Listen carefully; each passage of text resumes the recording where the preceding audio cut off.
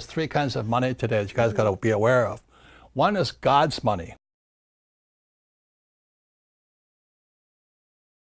And then there's government money, which is fiat currency, which is the dollar, the yen, the peso, the euro. Then there's fake assets, which was another part of the fake millennial, the fake generation series. But the reason I brought this here is most people haven't seen it. This here is real silver, plata.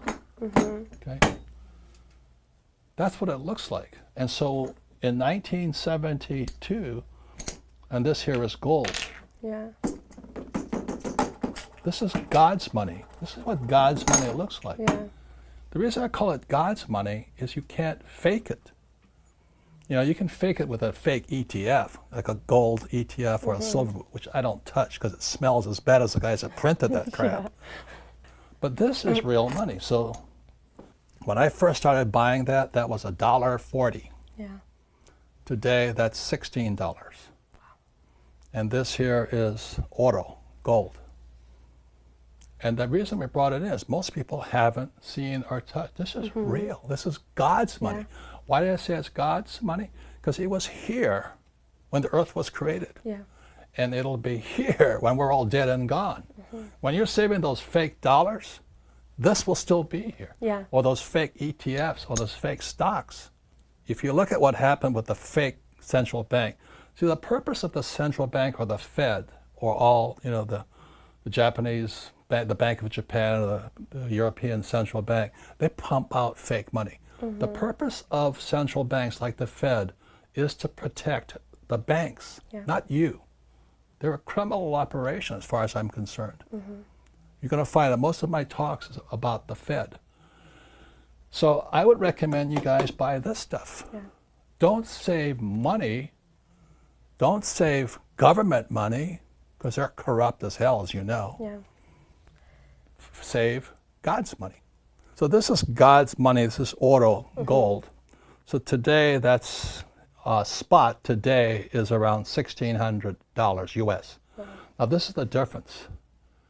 Is gold more expensive in Mexico or in America? In America. More expensive in Mexico. If you live in a country like Argentina, it's more expensive because the price, the spot price, is relative to the currency of the country.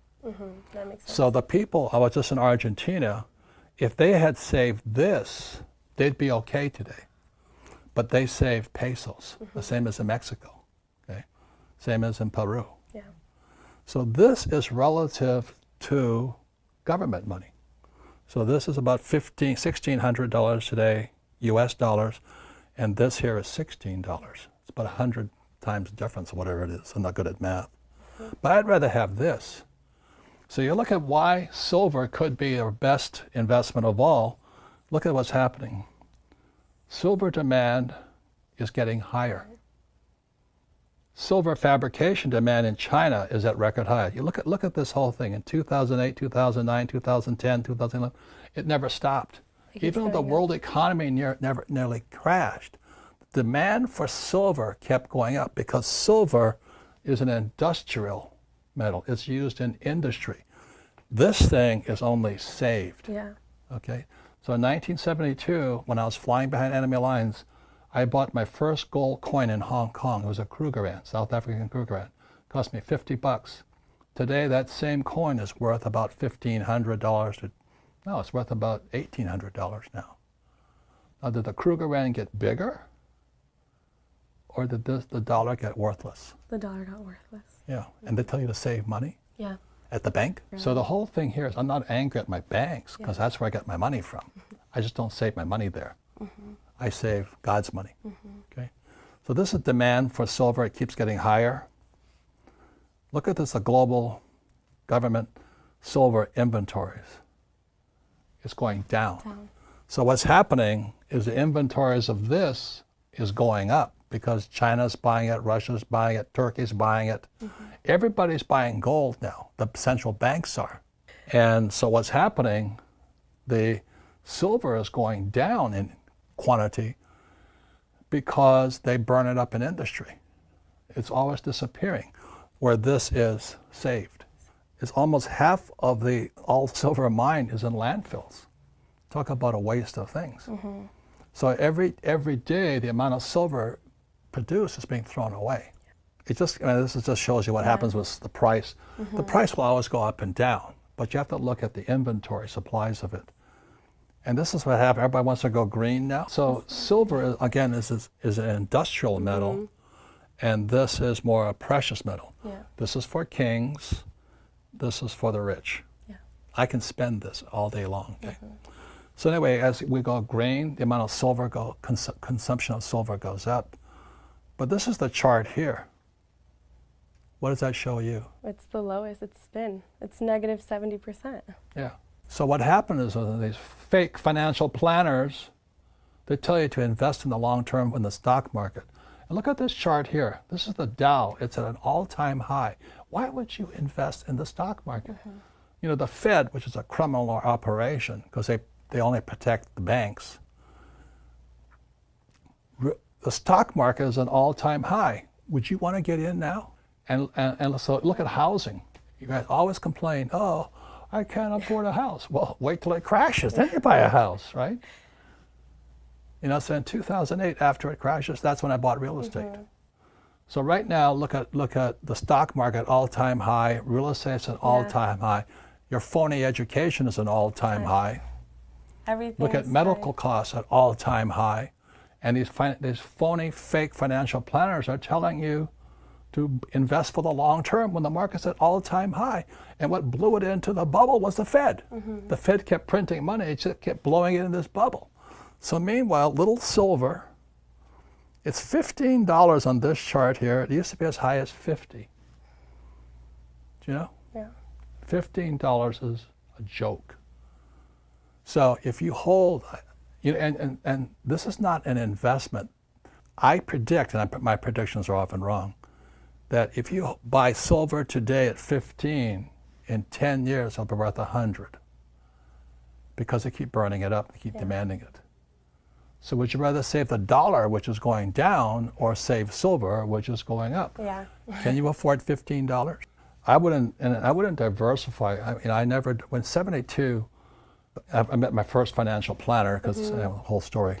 They told me to diversify. I said, are you nuts? I said, that's called diversify. You buy a little of all this crap, and all of it's paper. Stocks, bonds, mutual funds, ETFs. Even real estate is on, you know, REITs. It's fake real estate. I don't touch the stuff. Now, you should, but I won't. Okay, understand? I'm not saying don't touch it. I'm saying be aware of what's real and what's fake here. So when I was about your age, okay, so that was about fake. Yeah. I'm flying behind enemy lines in Vietnam, and I realized I was being lied to by my own government, my own teachers, and especially Wall Street, you know. So when I was about 25 years old, I bought my first gold coin. It was 50 bucks. Today it's worth about 15, now it's about 1,800 today. So I never saved dollars. And what I started to do then, as I got older, I just saved gold. So if you look at me today, here I am here, and then today I'm adding plata. So rather than saving dollars, which was going down in value, I just saved gold and silver. And it just became a habit. It was, you know, sometimes it was hard because I didn't have any money, but I still had the discipline to go and buy. My Kim and I talk about how we would just save little silver, you know, buy it and buy it, buy it.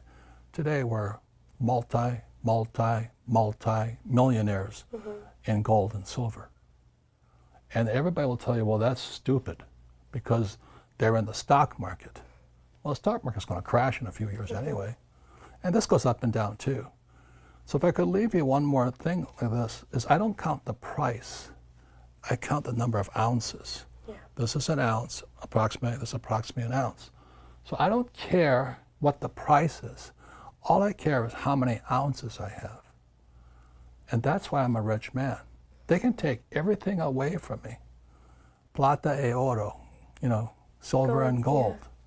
Will be here 1,000 years from now, 10,000 years from now, 100,000 years from now. It'll still be here. I never spend this stuff because that's the basis of my wealth. And I know most of you millennials said, yeah, but you have money. I said, I didn't have any money either.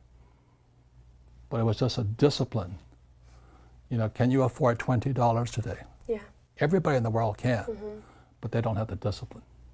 There's one more thing I want to talk to you about, and it goes to this here. This is the cash flow quadrant. Okay. When you watch those videos, where was your mind? You have to put your brain into the I quadrant. I've never looked at a job since. Since I came back from Vietnam, I said my life has nothing to do with the E quadrant. I could have got a job flying for the airlines, you know, I've been making $500,000 a year. It's chump change. You know, I've been working for a paycheck and paying taxes. So the other thing here is this, we go into the next subject. This is the financial statement, which is this game here, the cash flow game. It went into this next section on fake teachers. The fake teachers are always one you think here in the income column. Working for fake money. That's why they're fake teachers, okay? And when I was your age, at 25, my brain went into the asset column. That's the only place I think about today.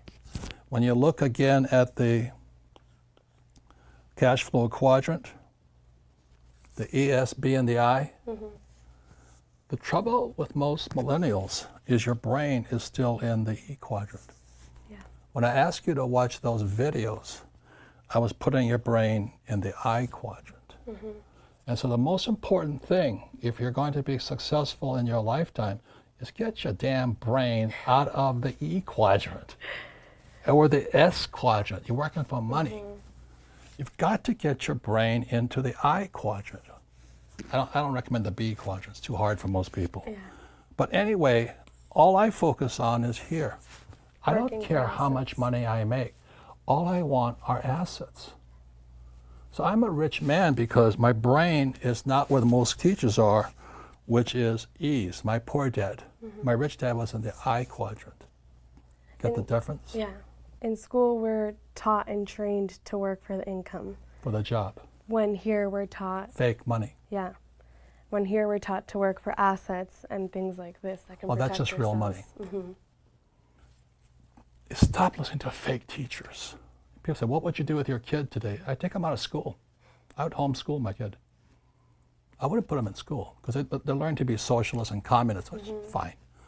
I want to teach my kid to be a capitalist. And the capitalists are on the B and the I side. The socialists and communists are on the E and the S side.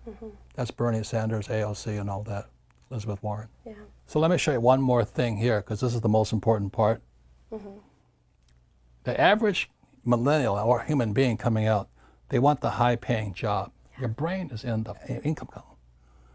And then you think about how am I going to cover my expenses? What's your first expense? Tax. The reason you want to work for fake money is your first line of expense is called tax. That's silly. And then you think, oh, I'm going to buy a house, I'm going to buy a car, I'm going to buy this, I'm going to buy that. So your brain is then stuck in the liability column that your school teachers will tell you, well, your house is an asset, your car is an asset, your college education is an asset. So the reason I asked you to watch those videos was pull your head out of what they taught you in school and get it into the I quadrant. I mean, the asset column or the I quadrant. The I quadrant is the inside trader. I trade from the inside. I don't buy stocks, bonds, mutual funds, or ETFs because I'm an insider. I don't trade from the outside, but that takes training.